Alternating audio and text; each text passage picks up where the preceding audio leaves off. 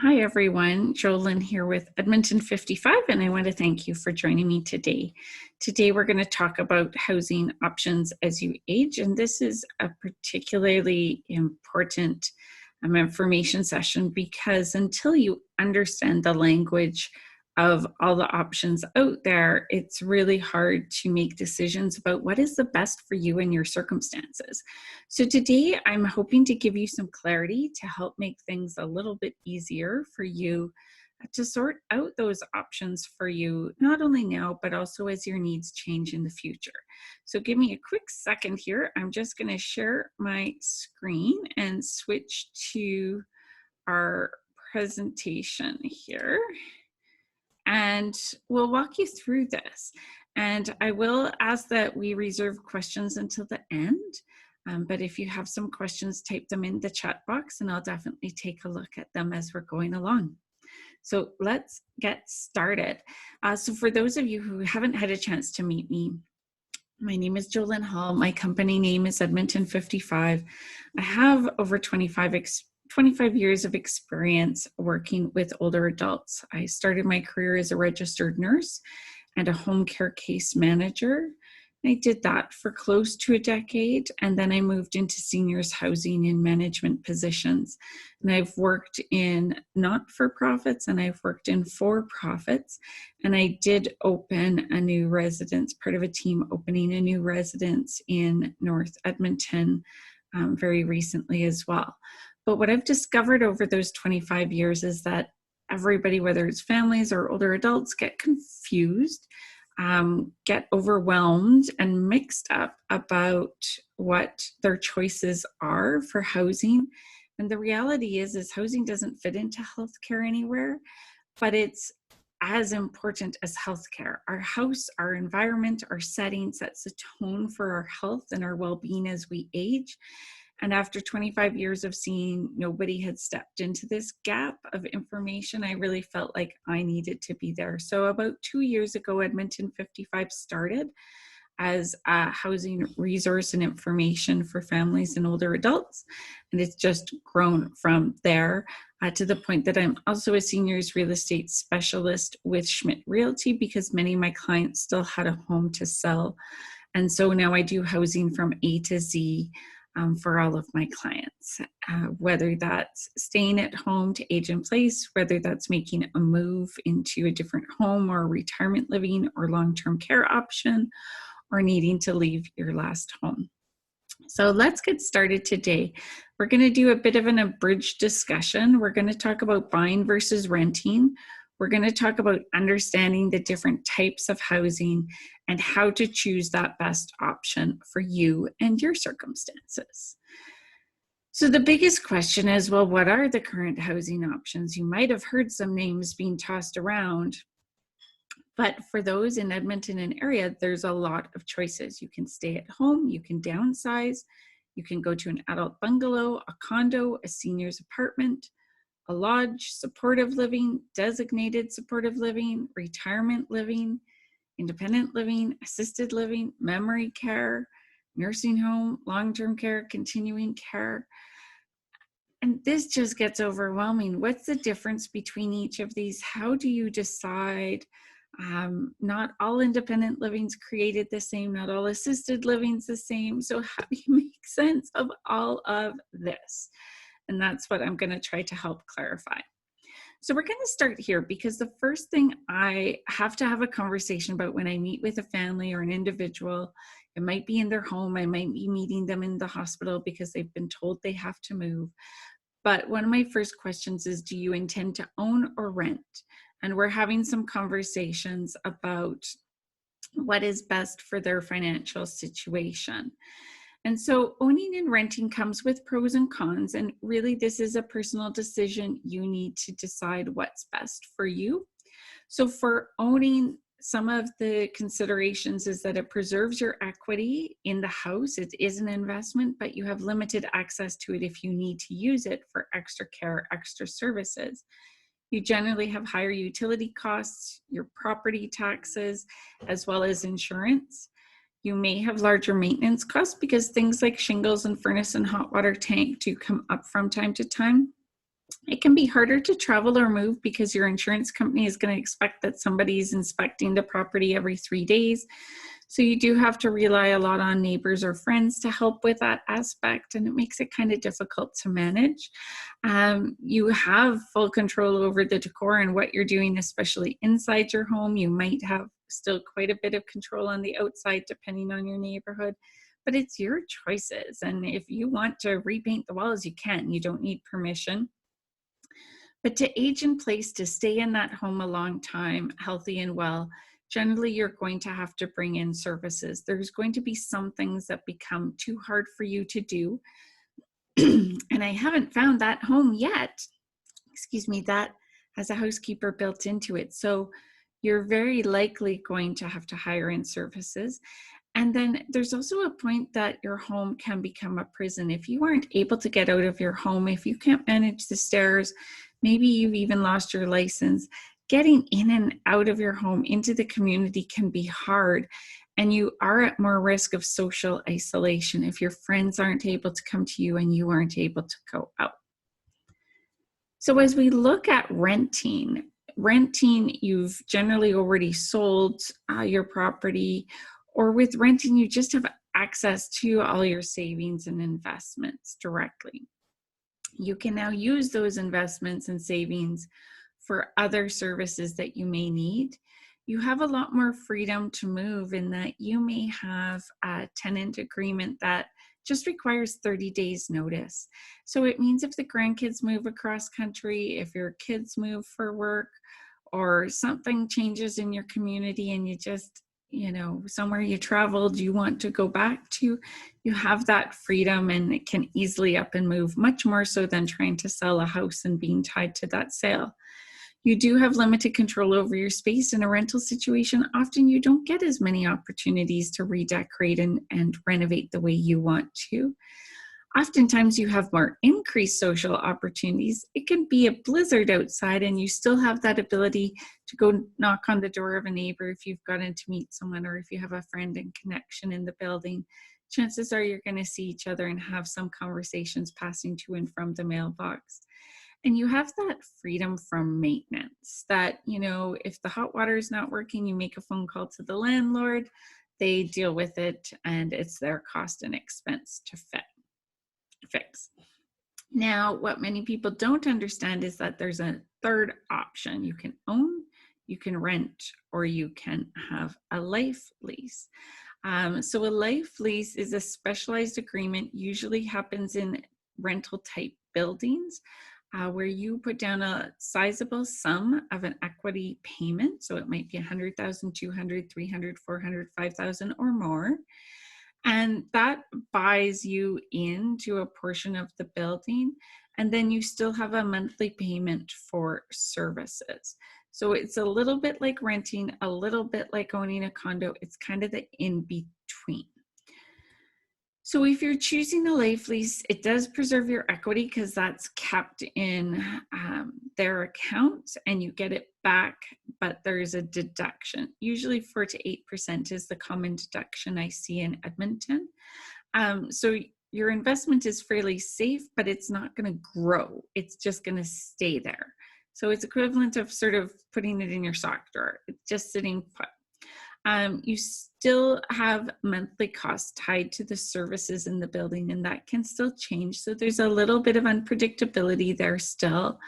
It may not be easy to move from, in that most have 90-day termination clauses that are 3 months to leave. So if something happened where you suddenly passed away, where you needed to go into nursing home, your family's now carrying those costs for 3 months.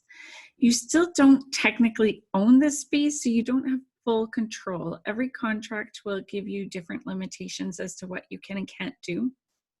Generally, there's much more increased social opportunities just because you now have some social opportunities happening in the building that might be organized.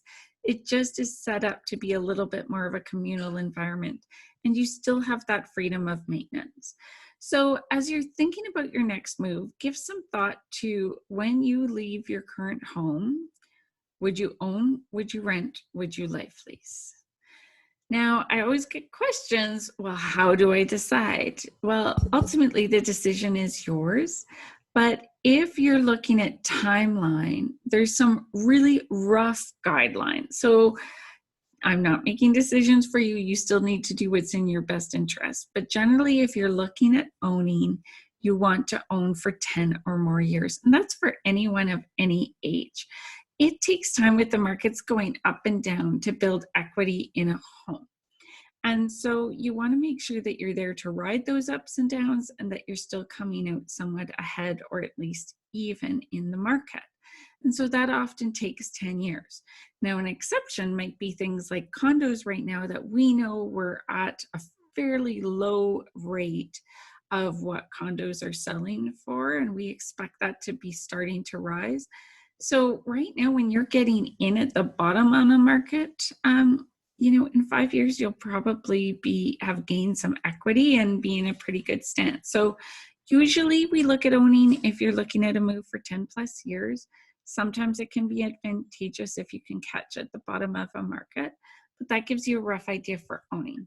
If you're renting, it's kind of the opposite of that, in that if you're going to be staying in a place either due to health or age or just not sure what's going on in terms of where you want to be in your life, something more short term than renting does make good sense. It's easy to get out of, it's easy to predict costs, and it just gives you more variety and more ability to move and change quickly.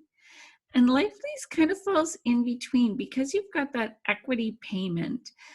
You want to stay there for 3 years, because to lose the money from that termination clause of that 4 to 8% that you lose, to lose that after only 3 years, 1 or 2 years doesn't make good financial sense.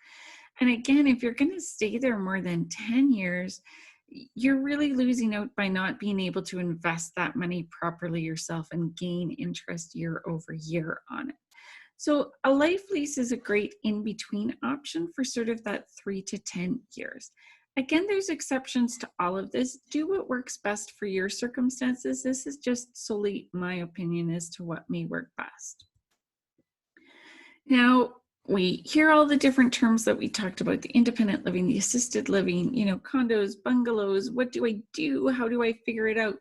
And the tough thing is that there's no legislation or regulation as to the wording that people use. And so I've seen assisted living residents that are marketed as independent living. I've seen independent living residences that are marketed as, a completely non-supportive environment. There's all sorts of different ways that buildings can be marketed and services can be marketed. So I've devised a very simple way you can use to quickly know what each building provides in a simple phone call, because what they call themselves really doesn't matter. You need to get down to the crux of what do they provide. And they either provide no services, which is like your house or a standard apartment. There's no services included. Anything you need to bring in. Support services, which is generally housekeeping services, some meal services. There might even be some social or recreation services. And then care services. Now, not home care, because home care can go into any setting. But do they have their own in-house care staff that can help with medications, bathing, getting dressed, helping with wound care, those sorts of things? So no services, support services, care services. When you call a place, you just need to ask, do you provide no services or support services? Do you provide support services or full care services? And you're going to quickly know what they can provide. So generally, places that provide no services is your own living environment: house, adult bungalow, condo, standard apartment, some seniors apartments, and independent living. There's some options that include nothing, and then you can add additional services. Support services, so again, we're talking about meals, housekeeping, at least having the options. They're not always included in rent, but generally you're looking at seniors apartments, independent living, lodge environment. And then care services can be independent living, assisted living, memory care, which is a secure environment for those with dementia and Alzheimer's. And then there's also designated supportive living and nursing homes, which are managed by Alberta Health Services. So as you can see, even just from this list, independent living went across all three. So how do you make sense of all of those options when three different types of independent living buildings can offer three different types of services? So asking the questions about what type of services do they provide is really going to help you decide what you need. So no services, support services, or care services. And generally, when you're looking at making a move, you're always looking at making a leap sideways. Because to make a leap to something else in that same list doesn't usually offer a lot of extra services. So if you're in a home, an adult bungalow, a condo, apartment, and that isn't working, you need to look closely at what's not working. Is it just the layout of the living environment? That's all you need. So maybe going from a 2-story house to a bungalow would make a difference. Great. That's fantastic.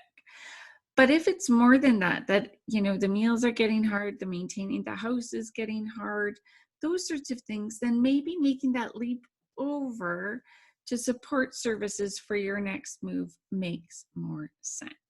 Because now you'll have help with meals, you'll have help with housekeeping, you might even have some recreation activities. It's the next level, so to speak. So always take a look at where you live now and what would make sense in a next move. By adding those next level of services into that move, you're going to help yourself age in place better and longer. Likewise, if you live in a lodge or a senior's apartment or even independent living, at some point your next move might be to care services. And in care services, it is okay to go down the list because they're progressive care services. Assisted living might work great for some time for somebody with dementia, and then they might need a memory care environment where they can benefit from the extra security, the extra cueing and assistance for reminders. And then they might need at some point a nursing home with full-on 24-hour around-the-clock care. So in the care element, it is okay to kind of work through that list, but generally in a community setting, you want to make leaps sideways to each level versus going down. So as if I haven't complicated things, I'm going to complicate them even more. There's 3 types of funding models for buildings. Excuse me. So the first type is non-profit. So they still earn enough money to justify the services that they're providing, pay their employees, their maintenance on the buildings and such, but there's just not a huge extra pot. Private or for-profit organizations do work on a profit model. Now, don't get me wrong, they're not raking in the money, but usually those organizations are building up a profit to build something else. So they're usually investing that money back into the business. And then publicly funded is our government-funded, government-subsidized options. So for Edmonton and area, you can find nonprofits that are seniors apartments, independent living, and lodges. For private, obviously your house, condo, an adult bungalow are all private, but an apartment can be private. A seniors apartment, independent living, assisted living, and memory care can all be private options, which means you can choose what you want to go into. Nonprofits are often income restricted, so they have a fee schedule that you must adhere to. And then publicly funded is generally managed by Alberta Health Services presently. So you get assessed by them and you get placed by them. You usually get a little bit of choice on where you live, and then they subsidize the rate. So the designated supportive living is publicly funded. There are publicly funded memory care options, and just about all nursing homes are publicly funded other than one in Edmonton and area. So why does all of this matter? 5% of people die in their home. But most older adults I talk to all want to stay in their home until the end, but only 5% get that opportunity. And that's because there's 8 what ifs that usually force people to move from their home. So when I help somebody create an age in place plan, we're actually looking at these 8 items to go, how can we prevent these from being a problem in where you live right now? So this is why I want you to not only understand the housing options and types and their funding models, because at some point you may have to make a decision to leave your home. I prefer when you make decisions before a crisis so you get full choice of where you live and there is no crisis. But if you don't get that luxury, planning for these 8 things can be helpful. A broken leg or hip, simply because oftentimes we now have a walker or wheelchair and most our homes are not designed for them. You need 36-inch doorways in order for a walker to get through with your hands, to not be rubbing your knuckles on the doorways all the time. And most of our Edmonton homes do not have that. They're usually 30 or 32 inch. So a broken leg or hip can cause people to leave home, as well as if they've got stairs at all their entrances, that might be a challenge, especially if you're in a raised bungalow with 7 or 8 steps out front. If you don't have a large enough front yard, it may be challenging to build a ramp that fits at an adequate slope for you. Broken arms, I don't know if anyone here has broken an arm, but even just one arm broken changes things that you can do on your own significantly. It's hard to get dressed. It's hard to prepare a meal. It's hard to go to the bathroom. It's hard to shower. It's so many different things, but a broken arm can cause people to leave their home. Using a walker and wheelchair, we've already kind of covered that just because our doorways usually aren't wide enough and ramps can be an issue. Slow debilitating disease. So this is things like dementia, Alzheimer's, Parkinson's, MS, arthritis. Because with this slow debilitating disease, we generally know what the progress of that disease will look like, and we can usually plan for it. But these individuals are usually much more susceptible to sudden changes and complications.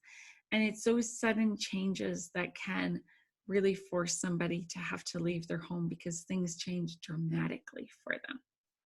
Loss of driver's license.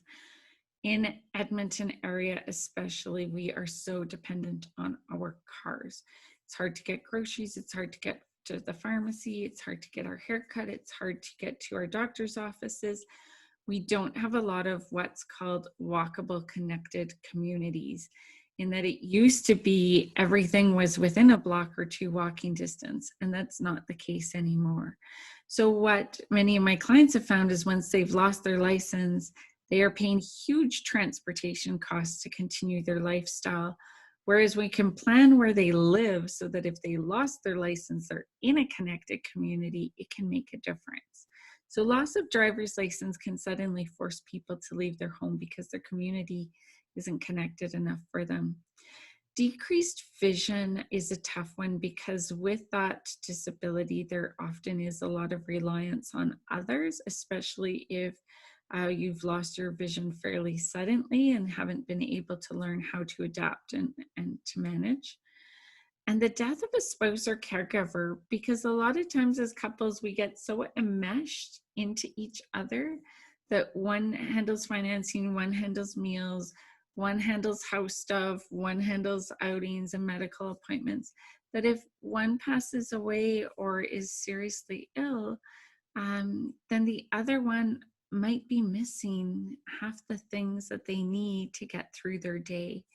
And it can be a huge traumatic loss. And so often the death or significant illness of a spouse or caregiver can result in an inability to stay at the home. So when you're planning your housing choices and your housing plan, can your current home meet your current needs? And that's being realistic. I once met a couple that was struggling in their condo, and the family invited me in to do a stay-at-home assessment to see what we could do to make their home even better, to stay at home. And here they had a walk-in shower that they weren't using. They were using the tub, and a lot of the falls were happening in the bathroom because of that tub. Once we had a chat that, you've got this walk-in shower that will keep you more safe, they shifted to that and the falls diminished, and it worked great. So looking realistically at the problem points and what does your home have as solutions, and how long can that work? I did another stay-at-home assessment with a couple that lived in a beautiful old character home in central Edmonton. The home was built in the 30s, had a lot of great character to it. It was 2-story. They knew that was a challenge. So they'd been moving all their bedrooms to the main floor and such and doing great work. But as we evaluated the home, all their doorways were 28 inches wide. There was no way we could ever get a walker to work in that home. I'm wider than 24 inches wide. I had to turn sideways to get in the doorway to the kitchen. So what it means is for them is their home will work until they need a walker. But they know that now, and they can plan for that next step. Know your monthly and yearly costs. Frequently when I'm called into a hospital setting because somebody needs to move urgently, the first thing I'm asking is what can we afford, because there's huge costs. I've seen private from $1,500 to $10,000. There's low income options, but I need to know if a person fits into those, all of that. But so many times people can't tell me what their income or expenses looks like. They just don't know.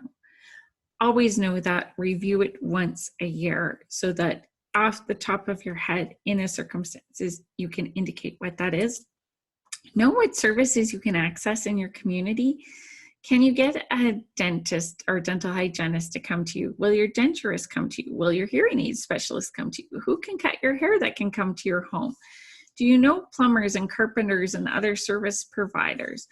You need service providers to keep you in your home as long as possible for the things that you can no longer do. So make those connections and figure that out now. Try Meals on Wheels, try Heart to Home meals, test them out, see what you like, so that even if you landed in hospital and you were able to go back home, but family needed to set up some services for you, you could say, these are all the services I want. Dun, dun, dun, dun. Book them and take care of them for me. Know your support system. Know what your family can and cannot offer. And understand their limitations. Understand the limitations of your home. Understand the limitations of your community. Because until you're realistic about those limitations, it's hard to get realistic about your plan. So I want you to start thinking about what will trigger your next move. Where is that end point where that current home you're living in doesn't work for you? Will you buy, will you rent, or will you life lease? Do you know what your budget will be for that next option? And do you know what your timeline roughly is and why you have that timeline? Oh, I'm going to move in the next 5 years. Well, what if things change more suddenly? I'm going to move in the next 6 months. Okay, is something going to be available, or do you need to get your house on the market in order to make that move in 6 months' time? So figure out your timeline and what that can look like. Know and rely and lean upon your support system, and understand that that move might not be your final move either. So plan the next move after that. Because aging in place is about staying in control of your independence and safety. And sometimes the only way to do that is with successive moves. But there is ways to plan a move to cover as many scenarios as option and be a long-term option for you. So understand those limitations will help you. And remember, no services, support services, and care services. And always make a move sideways to ensure you have more life and longevity at that next level of service. My website is edmonton55.com, edmonton55.com, and you'll find lots of resources for aging well to making moves to understanding retirement living. There's volunteer opportunities, there's an event calendar with different educational opportunities, and a newsletter that I produce every once or every 2 months And then oftentimes a couple times a year, I have some great worksheets. So I've got a cost of living comparison worksheet. I've got a retirement living tour check sheet, and there's always new stuff coming. So if you're on that newsletter list, you get that far in advance before it ever goes on my website. So you can check it out at edmonton55.com. I provide stay-at-home consultations for those that want to age in place. I provide Let's Get Moving consultations for those that need to figure out where their next move will be, either now or in the future. And I do seniors 55 plus real estate for those looking to buy or sell options. And so I've got all of my contact information here. You can phone, text, email, whatever works best for you. And I'm happy to answer your questions. I do offer a free half-hour consultation for anyone by phone or video call. And so if you're just not sure what you should be looking at for a move, if you're not sure how to make your home age in place appropriately, if you're not sure how to help an aging loved one who is resisting care and services make decisions, then feel free to reach out to me, and I'm absolutely delighted to help you. So I thank you for your time in joining me today. It's been an absolute pleasure to get to participate with you in this presentation. And I hope it's given you just a couple tidbits as food for thought. Just thinking about your current home, what works and what doesn't work, and help prepare for other moves down the road. So I want to thank you for your time and hope you have a great day.